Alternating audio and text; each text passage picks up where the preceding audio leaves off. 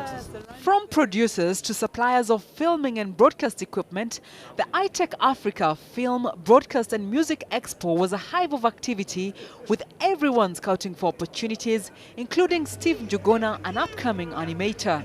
What brings us here is to talk about African stories and, give it our own flair, our own edge. That's really our key, why you're here. But also more importantly is to let the business community know that we exist, because they don't, actually the business community doesn't know that there are animation companies in Kenya or Africa for that matter. So that's exactly what you're trying to do, get our name out there. Let's look at it differently. Experts agree that youth have to be productively engaged in the industry and not pushed to the sidelines, noting that they're the major contributors and consumers of the industry. Broadcasting and film in Africa has a powerful future because it has a lot of young people, and young people are really engaged in media.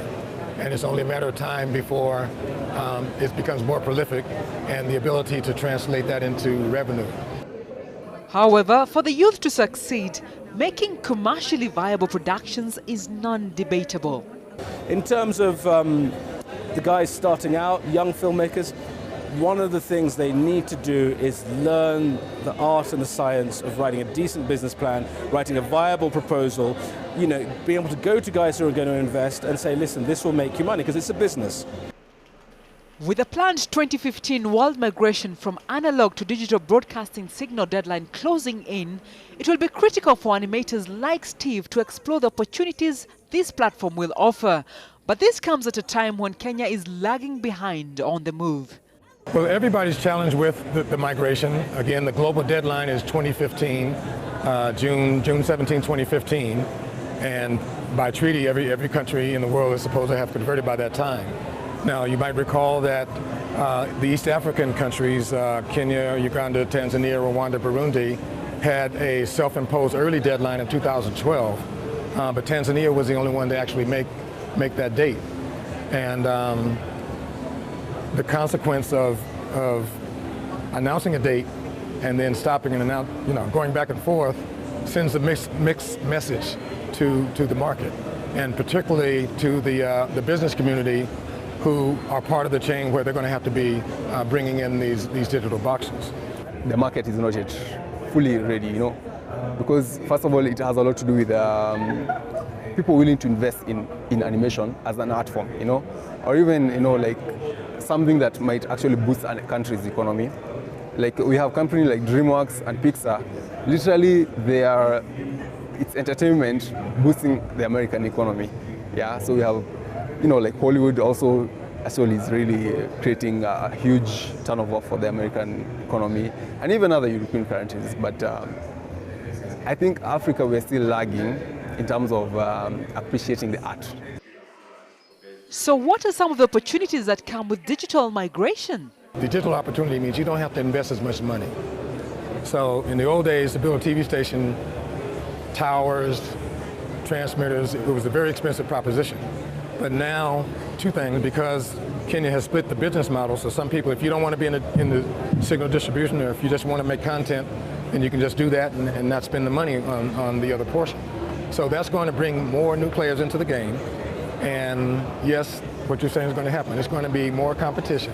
So that means you're going to have to be more clever, make better quality, something compelling. So if there's people competing for your eyeballs, who's got what I like and the most compelling thing? And so that's what I'm saying. I think it's going to raise the bar. But before Kenya rolls out on digital broadcasting, Steve has to rely on online platforms to put out his content. The internet is the easiest way to distribute, but also the internet is a very competitive platform to distribute. What I think it should be is that young upcoming animators should have easy access to like TV stations, cheaper options. That's the way I think. Cheaper options, marketing yourself through TV, local TV. I'm not saying any other local TV. Online distribution is very useful. Looking at the diaspora, very important to see what the diaspora are using, who's making stuff for diaspora.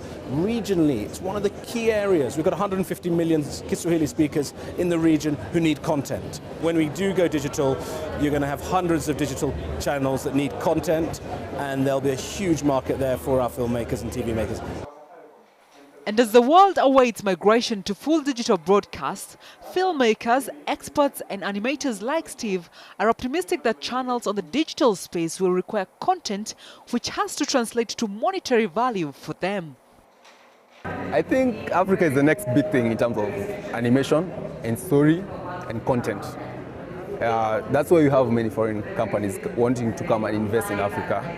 So I think animation in the next 10 or so years, let me just say maybe 20, it's going to really be big because we have content, we have stories, we have performance. People increasingly have got money and time to watch film and TV, and what we want to make sure is that we have culturally relevant content, and stuff that has quality.